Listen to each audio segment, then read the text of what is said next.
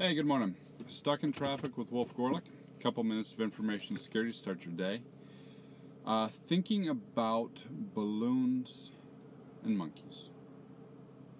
So, when the iPad game came out, Balloon Tower Defense, hopped on it with my daughter. It's a lot of fun if you haven't checked it out.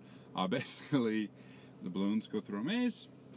If they get to the end, you lose. What do you get? You get monkeys. You get monkeys that throw darts. You get monkeys that fly. You get monkeys that do flamethrowers. Crazy, crazy stuff. You put the monkeys in place. The monkeys pop the balloons. Then the balloons comes faster. You pop more balloons. You get more resources. You put in place more monkeys. Balloons comes faster. They get better. You start popping them. They separate. You get metal balloons. You get metal balloons, and so it goes, so on and so forth. It was a lot of fun, and as you might imagine, I started competing with my daughter. I'm taking screenshots and trying to figure out a good strategy and putting it all together.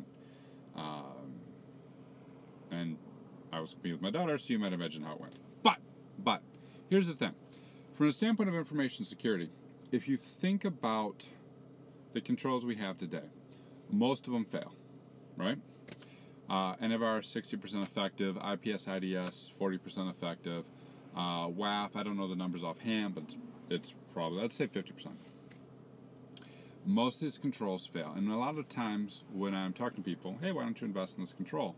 It's, well, why would I invest in that control? Did you hear this attack bypassed it? Or did you hear there's a breach where they had the control and it didn't save them? Why would I invest in this control when it only works half the time? Here's why. It's similar to that balloon tower defense concept. If you got an attack path, the way the criminals are moving through the network, if you take that attack path and put in place your monkeys, right, your various controls, even if they're missing half the time, 80% of the time, if you've got good defense in depth where you got a chance to prevent and detect, you can have controls that are only 20, 30, 40% effective, and those attacks may bypass those individual controls, but as a whole, you have a chance now to catch those guys. You have a chance to stop those guys. So if you think about it more as a series of controls to prevent any one given attack, as opposed to an individual control that may or may not work, you'd have a much better chance at it. Now, of course,